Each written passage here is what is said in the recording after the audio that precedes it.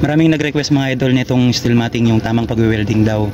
Merong mga nagsabi na ito daw ay medyo mahina kapag sa tubular nilagay. Tama nga naman kasi manipis yung tubular. Nire-request nila na dito natin i-welding dito sa flat bar. Ayan. Sa mga nag-request sana, ito mga idol, mapanood nyo. At dun sa mga nagre-reklamo bakit daw wala daw ipit na flat bar. Hindi ko yun iniipitan mga idol, kasi nga kuminsan yung customer natin kulang sa budget. Minsan kaya niya lang na pambili is yung pang tubular lang. Edi yun lang yung bibili natin.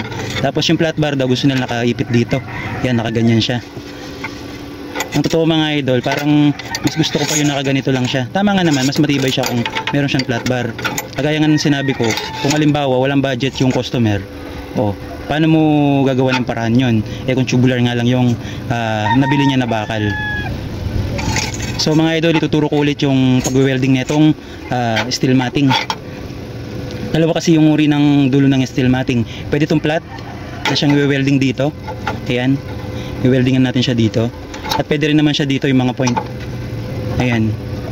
Hindi naman kasi pwede na sakto na flat yung we-weldingan mo, kasi may time kasi minsan merong sumusobra na ganito. Ayan. May mga sobra na ganyan. Sa video to mga idol, kasi meron nagtanong paano daw kapag naputol ito pa habang ini-welding. Ituturo ko sa video to mga idol kung paano magdugtong. O kung halimbawa ikinat mo siya, kinat mo, and then yung isa medyo nakaurong, hindi siya sakto katulad ng iba. Ituturo ko sa inyo idol paano yung tamang pag-welding yan. At syempre mga idol, wag natin kakalimutan ito. Mahalaga rin to kapag nag-welding tayo ng steel matting, kasi para dito tayo magpapaspark. Kinapalan ko na nga pala tong steel matting kasi nagre-request din sila, gusto nila makapal ng steel matting. Ito yung ginamit natin ng nakaraan. Ayan, mas manipis siya dito. Ayan, tanaw nyo ba mga idol? Ayan. So ito yung gagamitin nating steel matting ngayon mga idol. Kagaya ng sinabi ko, huwag natin kakalimutan ito. Para dito tayo magpapainit muna ng ating welding, para din tayo mahirapan kapag kayo welding na natin yung steel matting dito sa plate. Gamit nga pala natin ngayon di tubular. Gaya din ng request ng iba, flat bar yung gagamitin natin mga idol. Okay, sundan nyo ako. Ito nga pala, napakagandang marker mga idol. Baka gusto nyo bumili. Acrylic marker. Napakaganda pang guhit kahit sa madilim na black na bakal. Ayan o.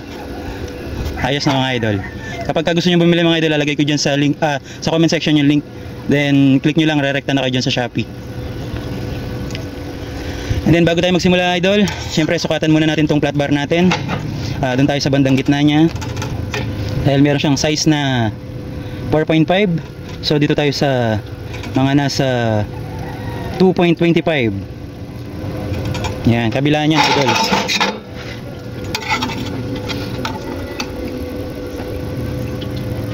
Yan, para yung lalagay nating steel matting idol, diretso lang siya, hindi siya liliko-liko. Ni-request din kasi to eh. Yung kasing nakaraan ginawa natin, wala siyang guhit. Tama nga naman, dapat lagyan natin ng guhit. Para kapag ilalagay natin yung steel matting, pantay na pantay yan idol. Ayan. Ayan, gitnang gitna siya. Mga idol, hindi to buo ibig sabihin, retaso lang to, para pang sample lang natin. Para matutunan lang ng mga baguhan natin mga kasama na gustong mag-welding. Ayan. Unahin ko muna idol yung ganito. Unahin muna natin to kung paano mag-welding ng duluan nito. At kasabay ko na kung halimbawa ito, bitin, hindi siya magkapantay. Tuturo ko sa inyo paano nyo siya idudugtong na hindi nyo na kailangan gumamit pa ng ibang metal. Sundan nyo lang ako idol. Ayan mga idol, ganito lang natin siya weldingan. Painitin muna natin sandali yung welding rod.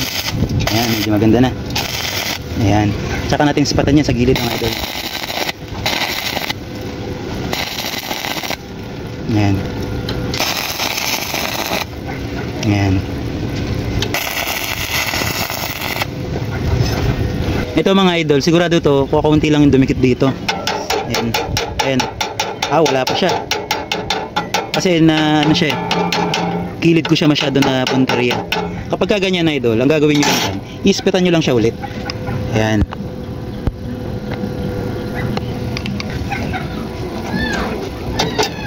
Painitin yung welding rod, tsaka natin ispatan yung steel matting sa pool.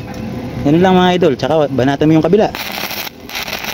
Kung mapapansin nyo dito mga idol, meron siyang, dito lang siya na weldingan sa kabila, yung pinag-weldingan natin. So yung kabila hindi pa siya na weldingan. Kaya kung halimbawa kayo po ay nagpapa-welding lang at hindi kayo yung gagawa, sabihin nyo po na weldingan nila ng kabilahan para mas matibay po. Ayan. Kung nakikita nyo po yan, Hindi pa po siya ganun katibay niyan. Kailangan ma-weldingan po yung kabilang side. Ayan.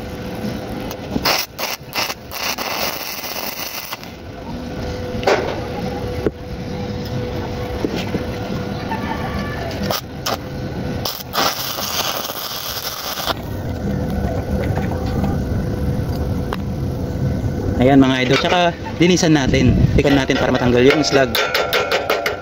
Ayan, diba? Ayan mga idol.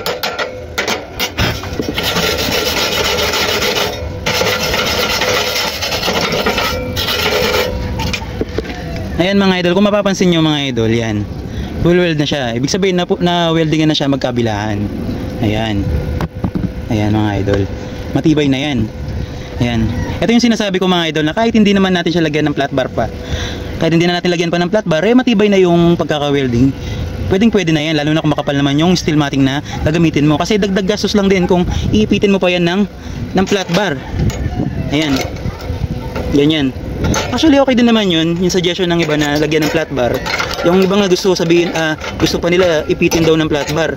Yan, magkabila. Ang problema nga lang kapag nakaipit yan mga idol, kapag yan kabilaan yan, mamumuo yung alikabok dun sa gitna o kaya mga buhangin, and then magsisimula na siyang mabulok yung flat bar at saka madadamay pa yung steel matting. Ayan. Ganito naman mga idol kapag maiksi yung pagkakaputol nung steel matting. Medyo taasan mo pa ng konti yung amperahe mo. Kung halimbawa yung dating ampere mo ay nasa mga 75 or 85, dagdagan mo pa ng 5 to 10 amperes. Para kapag wineldingan mo mga idol, siguradong tataas yung beds ng iyong wine-welding. At syempre mga idol, dapat pa spot lang. Kasi kapag pinagtuloy-tuloy mo siya, sigurado mapuputol yung steel matting.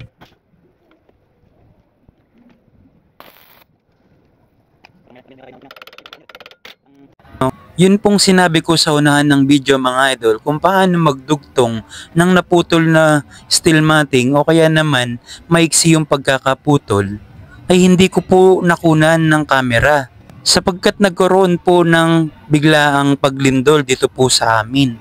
Kung kaya't hindi ko po nakuhanan ng video yung tamang pagwe-welding o pagdudugtong ng steel matting na naputol. Hayaan nyo po mga idol, sa next video ay kagad ko pong ipopost yung pong tamang pag-welding o pagdudugtong ng steel matting na naputol, kundi naman kaya yung steel matting na maiksi siya. Muli po mga idol, humihingi po ako ng pasensya. Maraming salamat po at magtuloy po tayo sa pag-welding ng steel matting. Sa bahagi naman ng video na to mga idol, ituturo ko naman sa inyo ang tamang pag-welding kapag kalapat yung ating steel matting doon sa ating framing. Kagaya nga ng nakikita nyo sa video mga idol, yan ang tamang pag-spot kapag ka-ispatan natin yung ating steel matting sa framing. At para hindi maputol yung ating steel matting. Yung demo na yun mga idol, yun po yung ating gagawin sa actual na pagwe-welding. Kagaya nga nung unang sinabi ko mga idol, dapat natin laging painitan yung ating electrode para nang sa ganoon madali tayong makapag-spot. At sa bahaging ito mga idol, unahin nating ispatan yung mga poste o yun sa may dugtungan ng steel matting. Para nang sa gayon, kahit bitawan na natin yung steel matting at hindi na tayo mahihirapan. Mga idol, inuulit ko nga po ulit na ang amperahe po na ginagamit ko ay nakabatay lamang po sa welding machine na ginagamit ko. At depende pa rin po sa amperahe na gagamitin nyo sa inyong welding ay nakabatay pa rin po sa welding machine ninyo. Ang gamit ko nga pong amperahe dyan mga idol is 95 amperes. Sinisigurado ko kasi idol na kapag ka manipis yung we-weldingan ko na hindi mapuputol kung manipis yung wine-welding kong metal. Paglapat yung steel matting na we-weldingan ko mga idol, 2 hanggang 3 beses or 4 ang pagwe-welding na ginagawa ko para siguradong kapit na kapit yung steel matting sa framing natin. Siyempre, yan mga idol, yun lang yung ating gagawin. Kapag ito yun ay para sa flat naman na pag-welding ng steel matting. Mas mabilis kapag ganito siya. Kung saan ang ganito. Ayan. Dapat medyo makapal yung pagkaka-welding niya mga idol para kapit na kapit. Ayan.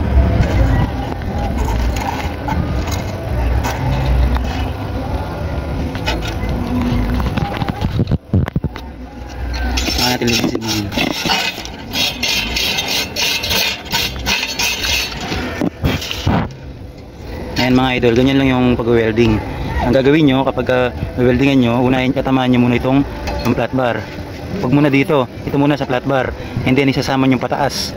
Ayan, kaya ihagod nyo ng pataas. Ayan, pag spark, agod pataas. Pag spark, agos pataas. Ayan, ihagod nyo lang siya para ganyan yung palalabasan niya, hindi mapuputol yung steel matting. Ayan mga idol. Ayan, ganyan lang mga idol. Maraming salamat sa panonood nyo ng video.